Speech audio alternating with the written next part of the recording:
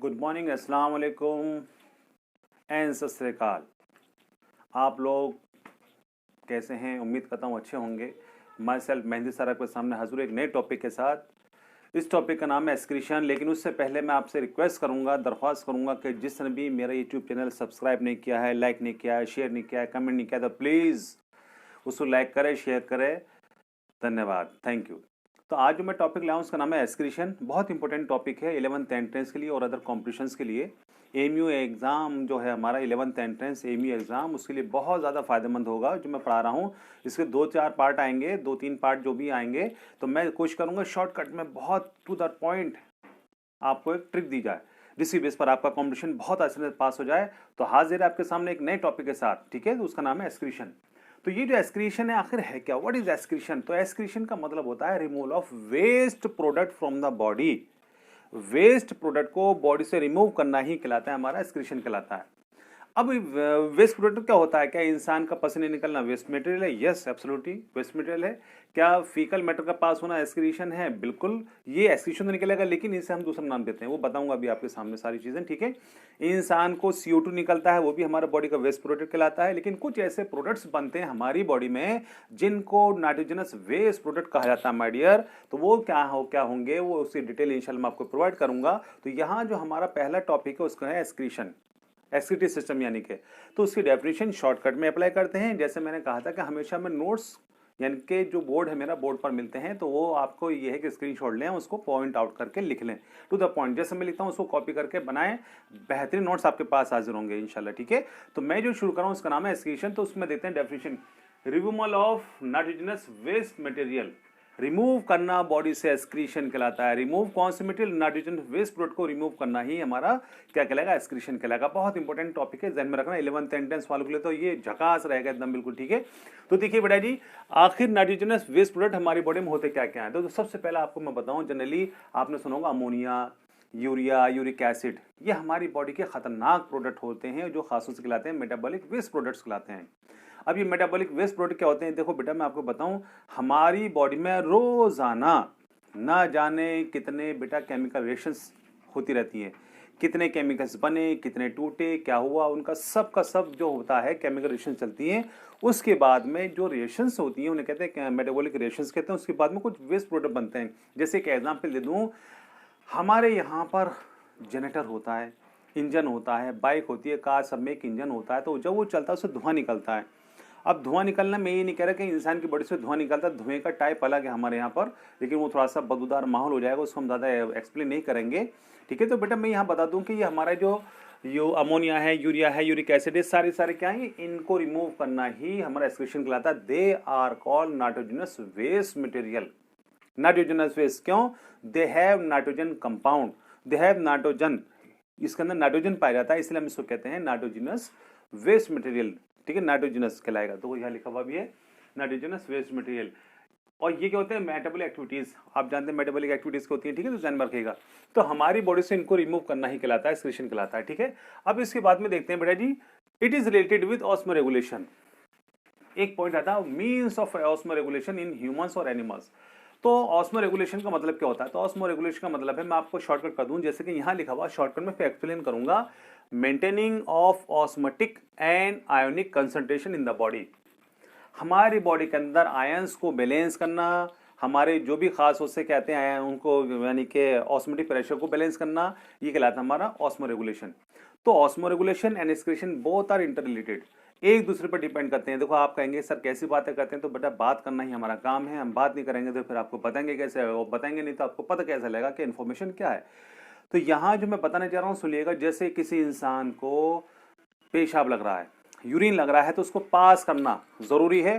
तो उसमें कंडीशन देखिए, हमारी बॉडी के अंदर होता क्या है जनरली, कि हमारी बॉडी के जो अंदर इंटरनल एनवायरनमेंट है वो डिस्टर्ब हो चुका है, ठीक है। अगर वो डिस्टर्ब हो चुका है तो क्या करना है, उसको हमें बेटा रिमूव करना है। रिमूव नहीं किया तो इंटरनल एनवायरनमेंट आपका डिस्टर्ब होता रहेगा और आपकी इंटरनल बॉडी जो है, यानी कि आपको खुद महसूस होता है कि क्या हालत होती है। आप जानते हैं जब यूरिन लग रहा हो और गेट बंद हो टॉयलेट का, तो आपकी हालत क्या होती है, आप समझ सकते हैं बेटा जी। बस मैं एक्सप्लेन नहीं करना चाहता, एक्सप्रेशन मेरे खराब हो जाएंगे, फिर आप मेरी हंसी उड़ाएंगे। फिलहाल तो मैं बता रहा हूँ आपको, जब इंटरनल एनवायरनमेंट डिस्टर्ब होता है, ठीक है, तो उसका मतलब क्या है कि हमारी बॉडी के अंदर आयरन कंसंट्रेशन ज़्यादा है, मिनरल कंसंट्रेशन ज़्यादा है, वाटर कंसंट्रेशन तो ज़्यादा हो चुकी है, जो कि हमारे यूरिन की फॉर्म में इकट्ठा हो चुकी है। क्या है, उसको रिमूव करना, इसको बॉडी से डिस्कार्ड करना, वो कहलाता है हमारा एस्क्रीशन। जब एस्क्रीशन हो जाएगा, देखिए मैं बता दूं आपको, ऑस्मोरेगुलेशन और एस्क्रीशन दोनों एक साथ बता रहा हूं। ऑस्मोरेगुलेशन का मतलब क्या है कि maintaining of osmotic and ionic concentration in the body is called osmoregulation. Body के अंदर बैलेंस करना, उसको कहलाता है ऑस्मोरेगुलेशन कहलाता है। मेरी बॉडी के अंदर या आपकी बॉडी के अंदर यूरिन की क्वांटिटी ज्यादा हो रही है, आपका इंटरनल एनवायरनमेंट आपकी कहलाते हैं, लरस जाता है इंसान जब यूरिन लग रहा हो, गेट बंद हो, तो आपको जानते हैं, ठीक है। तो उस वक्त एनवायरनमेंट डिस्टर्ब है ना, हमने क्या किया, उसको रिमूव किया as a urine. Urine pass करना कहलाता है ऑस्मोरेगुलेशन। समझ में आ गया? यूरिन पास करना कहलाता है, यानी कि हमारा वेस्ट प्रोडक्ट को रिमूव करना कहलाता है एक्सक्रीशन। अब जैसे ही वो हम एक्सक्रीशन करेंगे तो इंटरनल एनवायरनमेंट हमारा नॉर्मल होगा या नहीं होगा, आयरन कंसंट्रेशन नॉर्मल हो जाएगी, हमारे वाटर कंसंट्रेशन जो बॉडी के अंदर इंसान को ठंड से भी लेती है, फुरेरी आने लगती है, तो उसको रिमूव करना भी ज़रूरी होता है। तो उस दौरान क्या होगा बेटा जी कि ये हमारा जो है ऑस्मोरेगुलेशन बहुत काम करता है। तो जैसे जैसे हमारी बॉडी से यूरिन पास होता रहता है, इंटरनल एनवायरनमेंट भी सही होता रहता है। जैसे इंटरनल एनवायरनमेंट से हो रहा है तो समझ लो ऑस्मोरेगुलेशन साथ साथ हो रहा है। तो osmoregulation and excretion both are interrelated. इन दोनों को मिलाकर बनता है हमारे होम्योस्टेसिस। जैसे अभी होम्योस्टेसिस यहाँ लिखा है मैंने, देखेंगे होम्योस्टेसिस का मतलब होता है it includes excretion and osmoregulation. ये तो रहा ही जनरल। अब मान लीजिएगा मैं रनिंग करके आ रहा हूँ, एक एग्जांपल वो दे दूं आपको। एग्जांपल क्या है वो ये देखिएगा कि मैं रनिंग करके आ रहा हूँ बेटा जी, ठीक है, मैं बहुत तेज रनिंग करके आ रहा हूँ। रनिंग करने के बाद में क्या है जी, मेरी बॉडी का अंदर जो हार्ट है वो बहुत तेज पंपिंग कर रहा है, ठीक है। उसकी जो सर्कुलेशन रेट है वो 72 टाइम्स पर मिनट होता है, लेकिन वहां हो गया 90 अराउंड 90 प्लस मान लीजिएगा, बहुत तेज दौड़ा। तो मैं क्या करूंगा, धड़क रहा है उस दौरान मैं क्या करूँ, थोड़ा सा आकर आराम करूंगा। आराम करने के बाद में क्या होगा बेटा जी कि हमारा जो इंटरनल एनवायरनमेंट था धीरे धीरे स्लोली स्लोली स्लोली क्या होगा, वो नॉर्मल होता चला जाता है।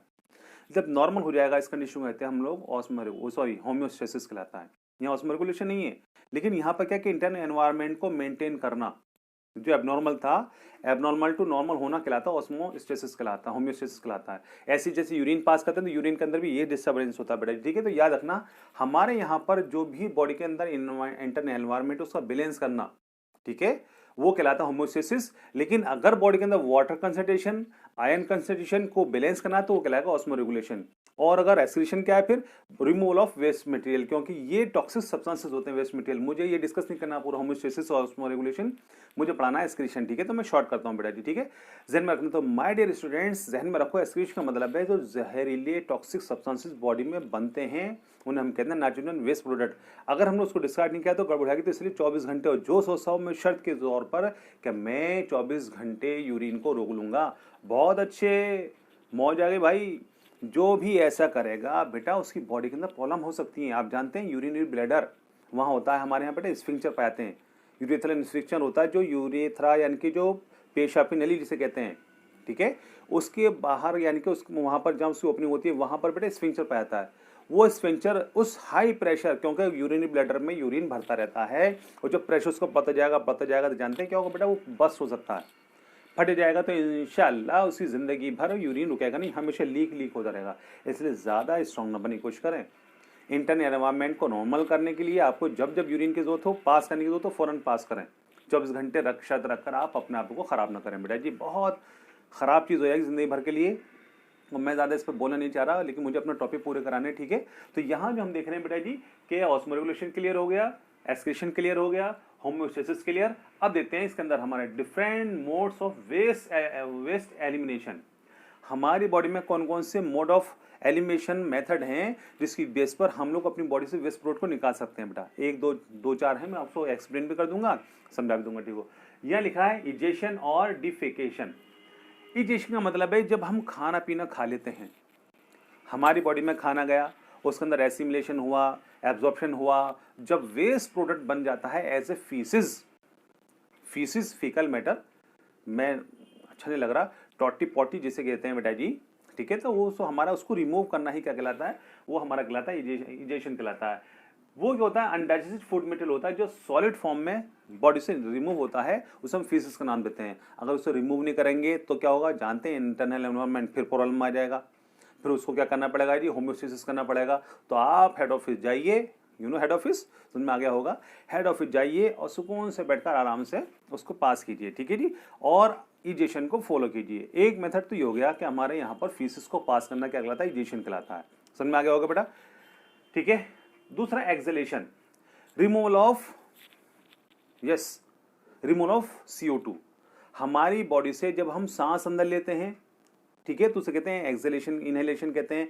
जब बॉडी से CO2 बाहर निकलती है उसे कहते हैं एक्सलेशन। तो CO2 का रिमूव करना ही क्या कहलाता है, हमारा एक्सलेशन कहलाता है, ठीक है, एक्सपायरेशन भी कहलाता है वो, ठीक है। तो ये भी जरूरी है, CO2 हमारी बॉडी का एक वेस्ट प्रोडक्ट कहलाता है बेटा जी। नेक्स्ट इसमें स्वेटिंग। स्वेटिंग जो होता है, पसीना आना, क्या पसीना आना भी हमारा बेटा वेस्ट प्रोडक्ट का एक मोड ऑफ एलिमिनेशन मेथड है? बिल्कुल एब्सोल्युटली करेक्ट, बिल्कुल सही बात है। अगर हमारा पसीना निकलेगा तो बेटा प्रॉब्लम हो जाएगी। कुछ लोग आजकल जिम करते हैं, देखिए जिम मैंने भी किया है, बहुत साल किया है, लेकिन मैं बताऊं आपको, जो लोग आजकल एयर कंडीशन जिम में जाते हैं, मैं समझता हूं उनकी बॉडी से जो वेस्ट मटेरियल नहीं निकलेगा बेटा, यानी कि उसकी बॉडी में अभी स्वेट होता है क्या, तो आपको बता दूं बेटा, स्पेशली उसमें होता है वाटर, जहन में रखना, वाटर होता है, डिजोल्व सॉल्ट्स भी होते हैं और साथ में यूरिया भी होता है। तो यूरिया निकलना तो अच्छा है ना बेटा, जहन में रखना, यूरिया निकलना बहुत अच्छा है। यूरिया नहीं निकलेगा तो प्रॉब्लम होगी। तो वहां पर हमें क्या AC चल रहा है, हमें निकालना पसीना। अगर हम पेट, जो मोटे मोटे पेट हो जाते हैं हमारे, पहले होता है, हमने जब जिम किया था तो 6 पैक थे, आज हमारा एक फैमिली पैक। माशाल्लाह पेट ज़्यादा तो नहीं है, लेकिन अल्लाह का शुक्र है कि काफ़ी मेंटेन के बाद देखिए नज़र नहीं आएगा मेरा पेट, अदरवाइज काफ़ी मोटे पेट होते हैं माशाल्लाह। लेकिन मैंने क्या किया है कि अपने आप को एडजस्ट किया है। आप भी कर सकते हैं बेटा, मैं कोई स्पेशल नहीं हूँ, आप मुझसे ज़्यादा स्पेशल हैं। खैर, तो कहने का मतलब ये है कि हमारी बॉडी के अंदर अगर ये वेस्ट प्रोडक्ट नहीं निकलेगा तो प्रॉब्लम होगी। तो एयर कंडीशन में जाकर जो जिम करते हैं बेटा, गलत है मेरे हिसाब से, बाकी आपकी मर्जी, आप जानते हैं, ठीक है। तो यहाँ देखेंगे स्वेट होना भी ज़रूरी है। अगर पसीना नहीं आएगा तो इंसान बेटा यानी कि पतला नहीं होता। जितना पसीना आता है इंसान की बॉडी से वेस्ट प्रोडक्ट निकलते हैं, नमक वगैरह भी निकलता है ज़्यादा, लेकिन पसीना निकलना डिहाइड्रेशन का सकता है, डेफिशिएंसी ऑफ मिनरल्स इलेक्ट्रोलाइट्स का सकता है, इंसान की बॉडी में प्रॉब्लम हो सकती है। इसलिए आप लोग ORS भी पीते रहें, यानी निकलना इनटेक भी तो करना है, बट आउटलेट तो हो गया, इनलेट कौन करेगा? तो इनसाइड द बॉडी कुछ हमें सॉल्ट्स ऑस्मो यानी कि जो कहते हैं ORS वो लेते रहें थोड़ा सा, ठीक है। तो पसीना आना भी क्या है, हमारा एक different mode of waste elimination का पार्ट है, ठीक है जी। अब बता एक्सक्रीशन। एक्सक्रीशन हमारी बॉडी से निकलता है जी, रिमूवल ऑफ वेस्ट प्रोडक्ट में बता चुका हूं। तो कौन कौन सी चीज होती है उसमें, हमारा होता है अमोनिया है, यूरिक एसिड है, यूरिया है, एक्सेट्रा। ये सारी क्या चीजें क्या है, इसमें बेटा नाइट्रोजन होता है, इनको रिमूव करना एक्सक्रीशन कहलाता है। अब इसके बाद में देखते हैं टाइप्स ऑफ एक्सक्रीटरी प्रोडक्ट्स। हमारे यहाँ जो होते हैं खास तौर से देखेंगे एक्सक्रीटरी प्रोडक्ट्स क्या क्या हो सकते हैं। तो देखो, जितने भी दुनिया में एक्सक्रीटरी प्रोडक्ट बनाए गए हैं उनके बेस पर हमारी दुनिया में जितने भी एनिमल्स हैं उनको 3 ग्रुप में डिवाइड किया गया है। जितने भी दुनिया के एनिमल्स हैं उनको 3 पार्ट्स में क्लासिफाई किया गया। They are classified into 3 groups. Number 1 ammonotelic animals, uricotelic animals and ureotelic animals. नाम के अंदर आंसर छुपा हुआ है, इसके अंदर मैं आपको एक्सप्लेन कर दूं। जैसे